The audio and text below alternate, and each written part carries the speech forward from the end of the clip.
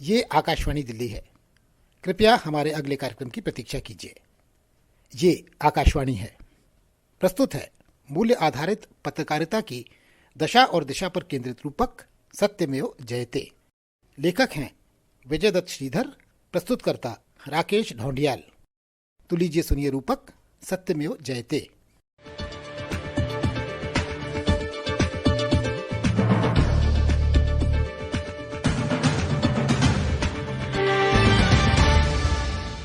खबर भी दरअसल एक प्रोडक्ट हो गई है, एक उत्पाद हो गई है। ऐसा माना जाता है जर्नलिज्म इज अ मिशन, पर आज journalism has turned into profession and commission also.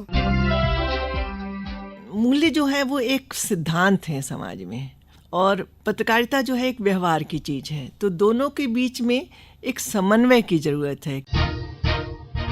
मूल्यों का दायरा सबके लिए जैसा बदला है, वैसा पत्रकारिता के लिए भी बदला है। जो प्रतिष्ठा होती है और समाज का जो भरोसा होता है पत्रकारिता पे, वो खंडित हो गया है।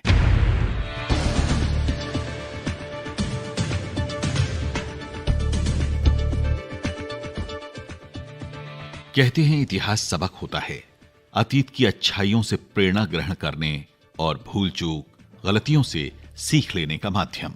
किंतु भारतीय पत्रकारिता के संदर्भ में इतिहास चुनौती बनकर सामने खड़ा दिखता है।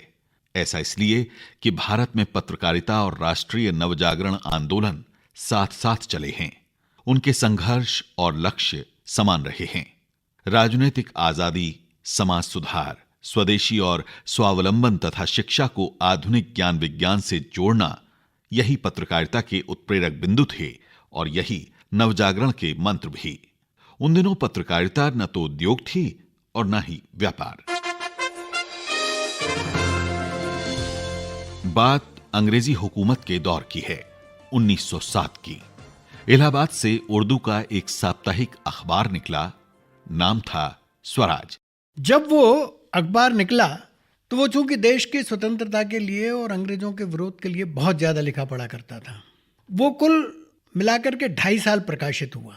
वरिष्ठ पत्रकार महेश श्रीवास्तव। 2.5 साल में उसके 8 संपादक हुए और उन 8 संपादकों को 125 वर्ष की कैद हुई, जिसमें जेल जाना भी शामिल था और जिसमें काला पानी भी दिया गया। जब एक संपादक को जेल हो जाती थी तो दूसरे संपादक के लिए विज्ञापन निकलता था, और वो विज्ञापन ये निकलता था कि संपादक की आवश्यकता है 2 सूखी रोटी, 2 गिलास पानी और जेल जाने के लिए हमेशा तैयार रहने की स्थिति। और आपको आश्चर्य होगा कि जब तक वो निकलता रहा स्वराज, तब तक उसको संपादकों की कमी नहीं हुई। देश काल और परिस्थितियों की तुलना करें तो अब सिर पर कफन बांधकर चलने वाले पत्रकारों और तोप के मुकाबले डट जाने वाली पत्रकारिता का न अवसर है न ही संभावना। जाहिर है ऐसे संपादक मिलने भी मुश्किल हैं। पत्रकारिता अध्यापन से संबद्ध प्रोफेसर दविंदर कौर उप्पल। संपादक की जो संस्था थी वो एक तरह से वहाँ पर वो गायब हो गई है, और जो मालिक हैं वही संपादक बैठे हैं, और वो ये कहते हैं कि न्यूज़ इज ए प्रोडक्ट, यानी उसको बिकना चाहिए। आज जो है ये कहा जाता है और पत्रकारों में प्रायः चर्चा करी जाएगी कि संपादकीय का जो मैनेजर है उसको हम संपादक कहने लगे हैं। ये इसलिए हुआ है क्योंकि उसको विचारों की अभिव्यक्ति की स्वतंत्रता नहीं रही है। आजादी के बाद की पत्रकारिता में संपादक शब्द का अर्थ धीरे धीरे बदलता चला गया। शुरुआती दौर में स्वाभिमानी संपादकों और संकोची मालिकों के कारण एक संतुलन बना रहा, लेकिन जब प्रेस की लागत बढ़ी और अधिक पूंजी लगने लगी तो मुनाफे की बात महत्वपूर्ण हो गई। प्रेस पर धीरे धीरे पूंजी लगाने वालों का शिकंजा कसता चला गया। आज जो मालिक है समाचार पत्र का या मीडिया हाउसेस का, वो एक एडवर्टाइजिंग एजेंसी का भी मालिक है, वो एक बड़ी कारपोरेट उसका भी मालिक है। तो क्या हो रहा है कि कंपनीकरण हो गया है, पूरा कंपनीकरण। और उस कंपनीकरण के कि वो समाचार यदि वो एक राजनीतिक लाभ दे या वो कोई विज्ञापन का लाभ दे तो उसकी महत्ता ज्यादा है। जब भारत ने उदारीकरण के लिए दरवाजे खोले तो हर चीज उत्पाद की शक्ल में दिखने लगी। एक टेलीविजन चैनल के समाचार प्रमुख शरद द्विवेदी, मुझे लगता है इसकी शुरुआत अगर व्यापक तौर पर हम देखें तो जब भारत उदारीकरण के लिए खुल रहा था, यानी करीब करीब 30 साल पहले, 90 का वो दशक जब हम एक आर्थिक उदारवाद के सुधारों के साथ वैश्विक बाजार में दस्तक दे रहे थे, उस समय इसकी शुरुआत हुई व्यापक तौर पर। क्योंकि उसी समय एक चर्चित वक्तव्य आया था एक बड़े समाचार पत्र के मालिकान की तरफ से कि हमारे लिए जो वो एक प्रोडक्ट बनाते थे, उन्होंने कहा वो प्रोडक्ट बनाना और हमारा जो समाचार का प्रोडक्ट है वो बनाना, इसमें हम कोई अंतर नहीं देखते हैं। वरिष्ठ पत्रकार दीपक तिवारी। 90 के बाद से जब उदारीकरण की तरफ हम बढ़े हैं आगे, और जिस तरह से media industry capital intensive industry हुई है, क्योंकि मीडिया में पैसा बहुत लगता है, इन्वेस्टमेंट बहुत होता है, तो जो छोटे छोटे लोग थे जो अखबार चलाते थे, वो अखबार चलाना बिल्कुल वायबल नहीं रह गया, क्योंकि वो घाटे का सौदा हो गया। अखबार चलते हैं विज्ञापनों से। अखबार जो हम और आप खरीदते हैं 2 रुपये 3 रुपये देके, उससे अखबार नहीं चलता, अखबार विज्ञापनों से चलता है। तो कई बार तो स्थिति ये हो जाती है कि जो अखबार के संपादक हैं, अखबार मालिक हैं, वो अखबार विज्ञापन दाताओं के लिए निकालते हैं, ना कि पाठकों के लिए निकालते हैं। बस अंतर इतना है कि वो ये देखते हैं कि हमारा जो अखबार है, हमारा जो टेलीविज़न चैनल है, क्या उसे समाज का बहुसंख्यक वर्ग है, क्या वो लोग देखते हैं जिसमें कि उस उत्पाद की, जिसका विज्ञापन हो रहा है, उसकी बिक्री बढ़े। पत्रकारिता का मिशन से पेशा बन जाना कोई बुरी बात नहीं थी, लेकिन व्यवसाय का ध्येय तो लाभ ही हो सकता है। संपादकों को लेकर यह तक कहा जाने लगा कि ट्रेन में सवार होते समय सवारियां कहां पूछती हैं कि ड्राइवर की सीट पर कौन बैठा है। आज भी जहां सचमुच संपादक हैं, वहां पत्रकारिता की आभा दिखती है, लेकिन दुर्भाग्यवश ऐसे उदाहरण कम ही बचे हैं। महेश श्रीवास्तव। पहले जो निकाला जाते थे अखबार, उसमें पूंजीपति नहीं हुआ करते थे।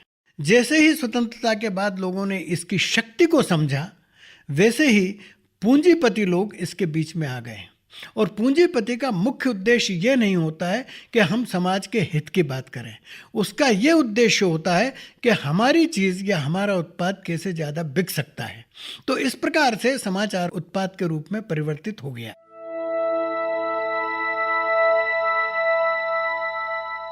वर्तमान परिदृश्य में एक प्रश्न सहज ही उठता है कि जब रिश्ते भी लाभ हानि के तराजू पर तोले जाते हों, तो पत्रकारिता ही मूल्यों का बोझ क्यों ढोए।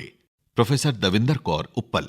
जब हम कहते हैं कि पैसा ही हमारे लिए सब कुछ है, जो पत्रकारिता की संस्थाएं भी हैं जो पढ़ा रही हैं, वो कहते हैं इसको इतने का पैकेज मिला है, तो हमने पूरा व्यक्ति का मूल्य जो है वो पैसे से, तुम क्या करते हो, तुम्हारा पे स्केल क्या है, या तुम कितना कमाते।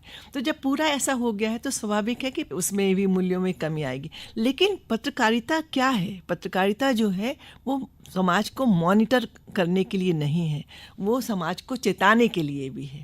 तो उसकी जो भूमिका है वो बहुत चुनौतीपूर्ण है। वो केवल मैं देख रहा हूँ और बता रहा हूँ नहीं, उसको कि ये गलत हो रहा है। उसकी भूमिका जो है वो समाज की नकल करने की भूमिका नहीं है कि समाज में ऐसा हो रहा है तो हमने खबर छाप दी। हम ऐसा नहीं चाहते हैं, हम बेहतर समाज चाहते हैं। तो मुझे लगता है उनकी जिम्मेदारी जो है वो एक आम व्यक्ति, एक व्यावसायिक घराने से या एक नेता के उससे, मैं उसको एक ज़्यादा चुनौतीपूर्ण भूमिका में देखती हूँ। और मुझे लगता है ऐसे में हम ये कहना कि सब समाज में ऐसा हो रहा है इसलिए पत्रकारिता का भी अवमूल्यन हो गया, इससे काम नहीं चलेगा।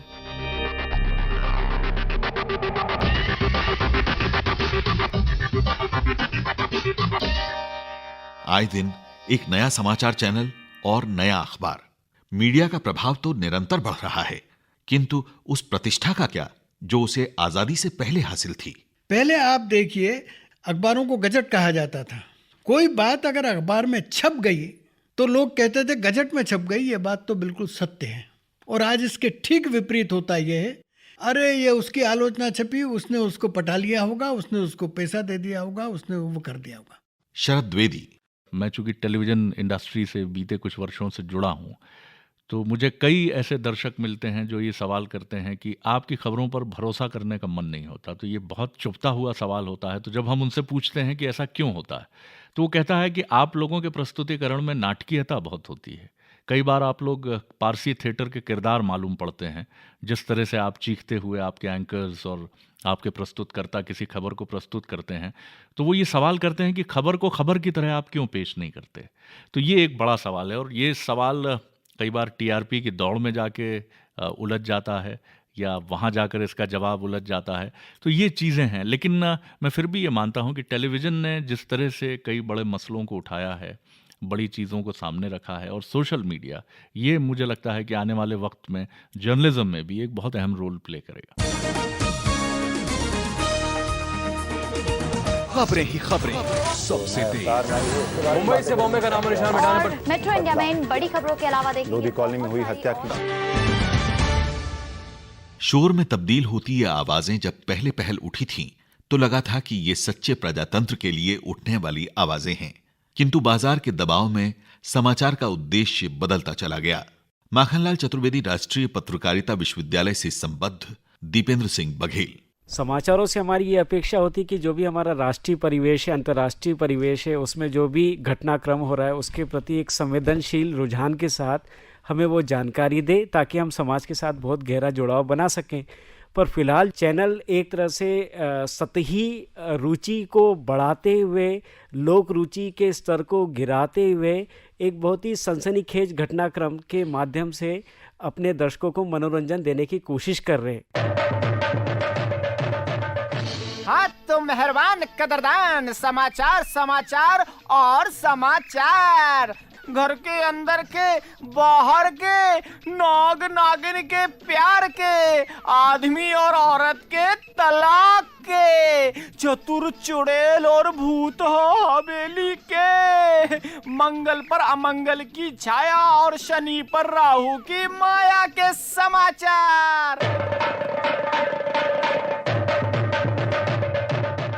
एक और ग्रामीण और दूरस्थ क्षेत्रों की अनदेखी हुई, वहीं हिंसा और अपराध के समाचार बढ़ते चले गए।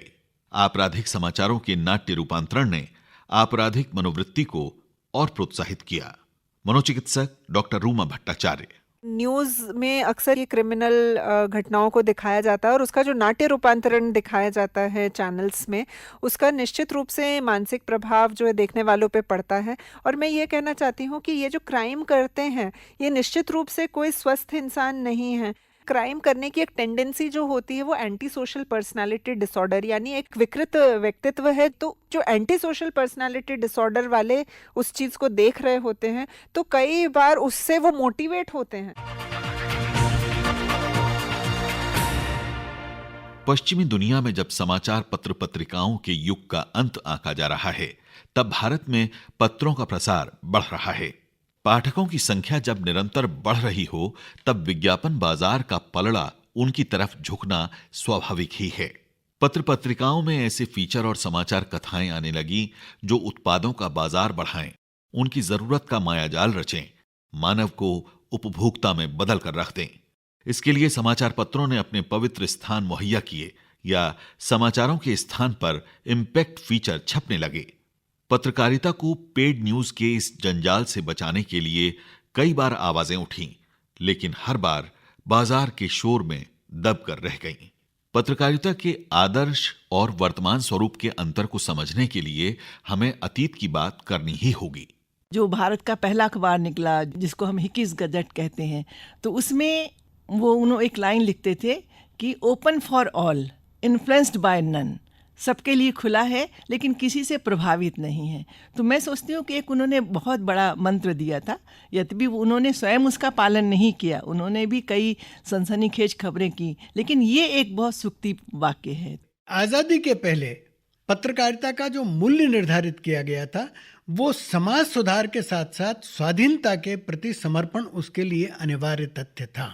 किंतु जब देश आज़ाद हो गया, तो आज़ादी के बाद एक मूल्य पत्रकारिता का ये भी हो गया कि हम अपनी आज़ादी को किस प्रकार से पूरी तरह अपने समाज में संचारित कर सकें, और आज़ादी के लिए जो दायित्व हमारे समाज के हैं, व्यक्तियों के रूप में हैं, कर्तव्य हमारे जो हैं, उनको किस प्रकार से हम अधिक से अधिक अपने लोगों में पहुंचा सकें। आज़ादी के पहले और बाद की पत्रकारिता के मूल्यों में अंतर होना सहज ही समझ में आता है, किंतु पत्रकारिता के मूलभूत सिद्धांत देश और काल के परे हैं। वो सनातन और शाश्वत हैं। पत्रकारिता का सत्य से वास्ता होना चाहिए, पत्रकारिता निष्पक्ष होना चाहिए, पत्रकारिता को अपने प्रोफेशन के प्रति समर्पित होना चाहिए और प्रोफेशन जो उसका है वो मुख्य रूप से एक नंबर समाचार देना है, लोगों को जानकारी देना है। दूसरा उसी के साथ साथ ये कि उस जानकारी के माध्यम से सही दिशा भी देना है और पत्रकारिता को ये सब करना चाहिए। वरिष्ठ पत्रकार दीपक तिवारी का मानना है कि जब भी हम मूल्यों को लेकर असमंजस की स्थिति में हों तो हमें अपने संविधान की ओर देखना चाहिए। हमारा संविधान जिन बातों को कहता है, मैं समझता हूं कि एक समाज के रूप में वे ही हमारे मूल्य होते हैं, वे ही हमारे मूल्य होना चाहिए। क्योंकि हमारे देश में जो संविधान है वो विश्व के सबसे अच्छे संविधानों में से एक है। उस संविधान का एक एक अनुच्छेद, एक एक आर्टिकल अपने आप में एक मूल्य की ओर इशारा करता है। जो फंडामेंटल ड्यूटीज हैं, राइट्स हैं, यही सब है। जब हमारा संविधान ये कहता है कि हम एक साइंटिफिक टेम्परामेंट की तरफ अपने समाज को ले जाएंगे, तो वो भी हमारा एक मूल्य है। हम जो समाज में जो लोग दबे कुचले हैं उनके प्रति एक अलग प्रकार का भाव रखेंगे, उनको बराबर लाने की कोशिश करेंगे, तो ये भी हमारे मूल्यों में से है।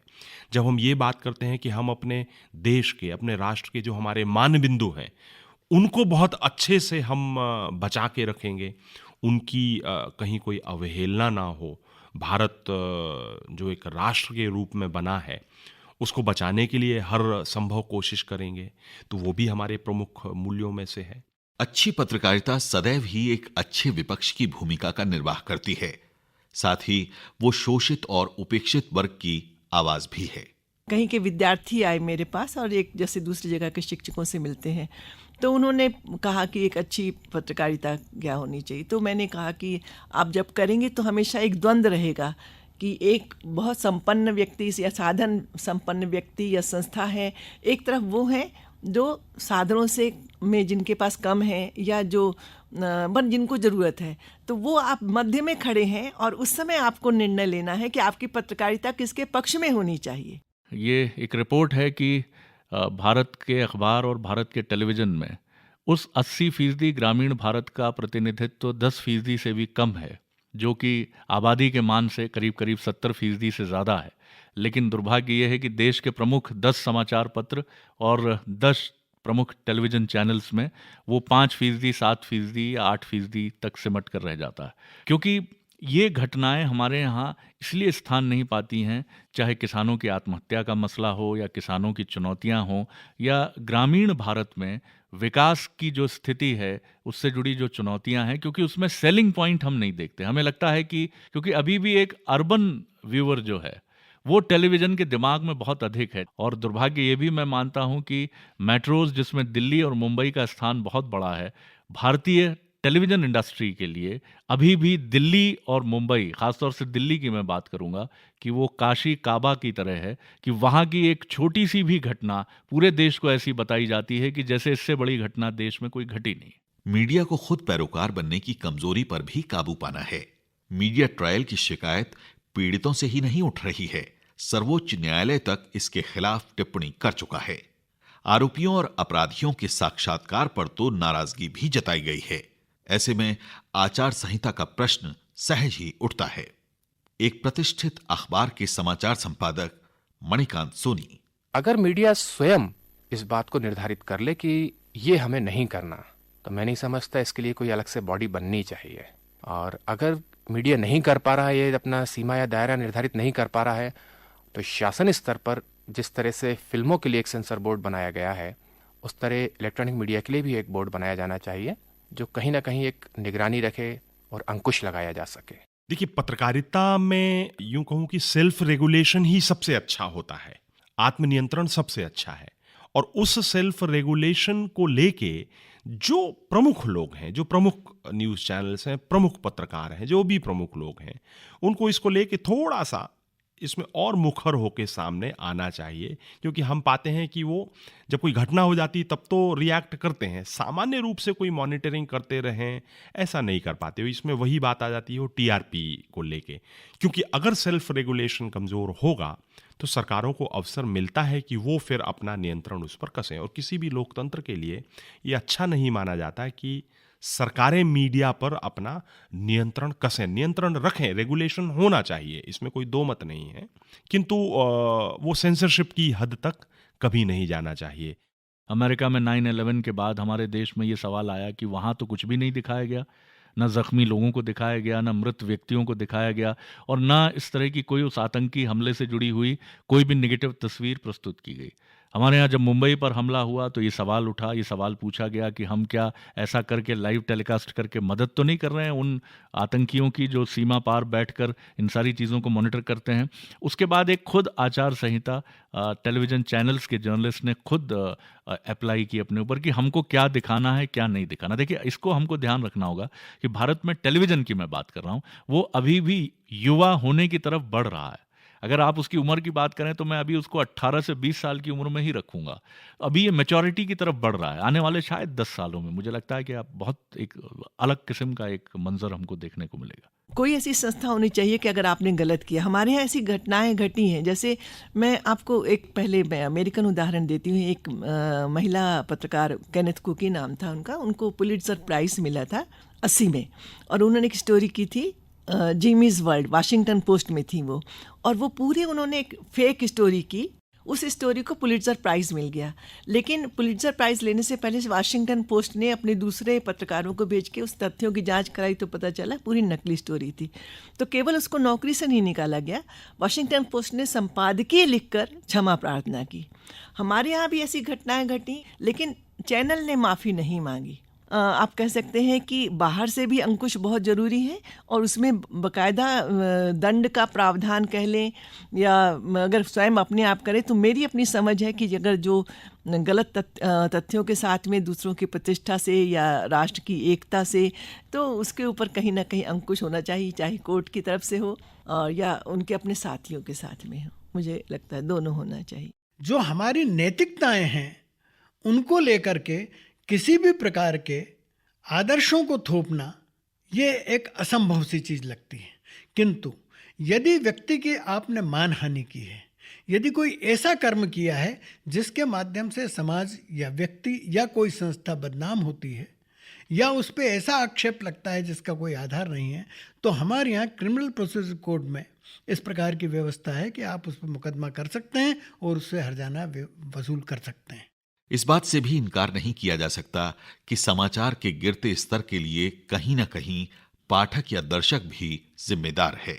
सबसे बड़ा सवाल ये होता है कि कोई भी समय जिसके लिए खबरें जा रही हैं, वो सेक्शन उसको रिजेक्ट करता है कि नहीं करता है। ये बहुत बड़ी चीज़ है। जैसे अच्छी किताबें क्यों पढ़ी जाती हैं? क्योंकि अच्छी किताबों का स्वागत होता है। अच्छी फिल्में क्यों देखी जाती हैं? लेकिन ये अच्छी का मतलब क्या है कि क्योंकि एक कमर्शियल वायबल फिल्म जो है वो भी बड़ी धूम मचाती है। तो ये बहुत, मुझे लगता है कि ये एक बड़ी जिम्मेदारी दर्शकों की और पाठकों की भी है कि अगर इस तरह की एक तरफा खबरें एक ही डफली और एक ही राग अलाप रहे हैं, तो ये उनको भी अवेयर होकर और मुखर होकर, अब देखिए सोशल मीडिया एक ऐसा क्षेत्र है जहां आप अपनी राय रख सकते हैं, जहां कोई सेंसरशिप नहीं है।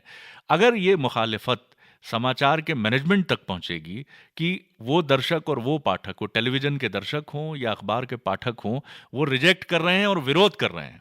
जैसा हम मध्य प्रदेश में एक प्रोमिनेंट अखबार मालवा से जो निकलता रहा, अब वो अपने मूल स्वरूप के साथ नहीं है, लेकिन उसके पाठकों का होता था कि पत्र संपादक के नाम में झड़ी लग जाती थी कि लेखक के विचार एक तरफा हैं, पूर्वग्रह से ग्रस्त हैं, और हम नहीं चाहेंगे कि इस लाइन पर हमको चीज़ें प्रस्तुत की जाएं।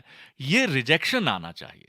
इलेक्ट्रॉनिक मीडिया के पत्रकार शरद द्विवेदी का मानना है कि पत्रकारिता के लिए अच्छा प्रशिक्षण बेहद जरूरी है।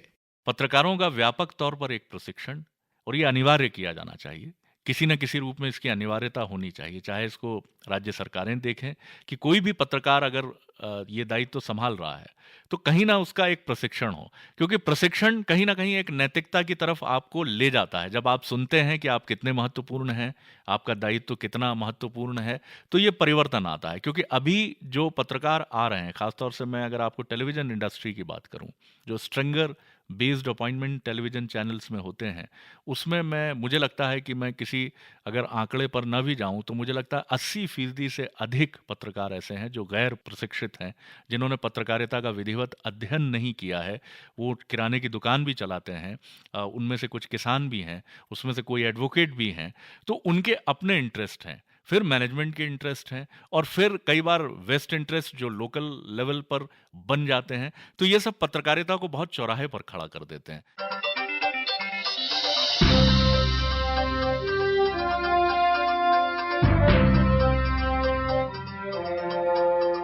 कई चुनौतियों के बावजूद पत्रकारिता का ये दौर पत्रकारों के लिए सुनहरा युग है।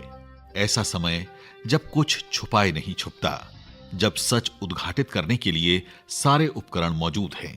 मुझे लगता है कि आधुनिक दौर की जो पत्रकारिता है, हम बहुत अच्छे समय में जी रहे हैं, इसलिए क्योंकि हमारे पास में मल्टीपल चैनल से अब हमारे पास में न्यूज़ आती है कि उस न्यूज़ को वेरीफाई करने का अवसर अब हमारे पास में होता है।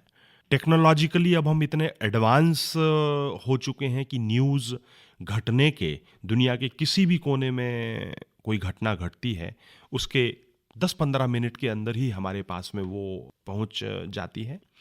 अब रहा प्रश्न इस बात का कि क्या दिखाया जा रहा है और क्या नहीं दिखाया जा रहा है, क्या दिखाया जाना चाहिए और क्या नहीं दिखाया जाना चाहिए।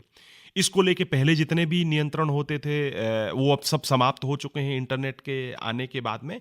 तो मुझे लगता है कि हम लोग एक बहुत ही सुखद एज में है, सुखद युग में है, न्यूज़ के मामले में, इंफॉर्मेशन के मामले में, कंटेंट के मामले में। इस इंटरनेट ने, इस डिजिटलाइजेशन ने न्यूज़ का डेमोक्रेटाइजेशन भी किया है, न्यूज़ का लोकतंत्रीकरण भी किया है। पहले जो बड़े अखबार एलीट का हिस्सा होती थी, आज वो आम लोगों तक की हो गई, कोई भी पढ़ सकता है। तो इसलिए जो उसका यूनिवर्सलाइजेशन हो रहा है, उससे अंततः हम एक सुखद युग की ओर ही बढ़ रहे हैं। और मुझे नहीं लगता है कि आने वाला समय न्यूज़ के मामले में बुरा होने वाला है, अच्छा ही अच्छा होने वाला है।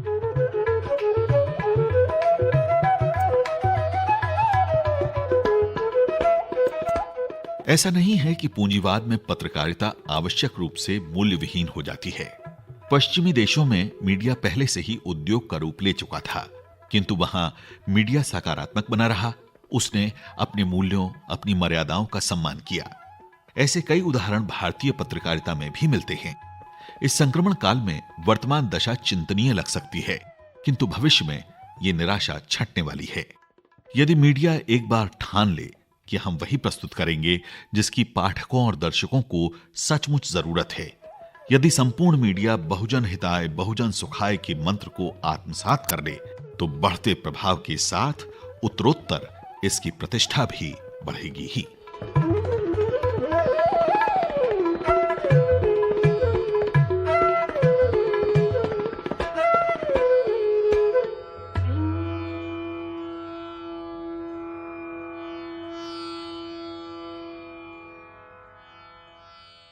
सत्यमेव जयते।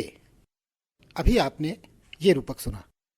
वाचक स्वर पदम भंडारी, लेखक विजयदत्त श्रीधर, प्रस्तुतकर्ता राकेश ढोंडियाल। केंद्रीय हिंदी रूपक एकांश के लिए आकाशवाणी भोपाल द्वारा तैयार ये कार्यक्रम आकाशवाणी के दिल्ली केंद्र से प्रसारित किया गया।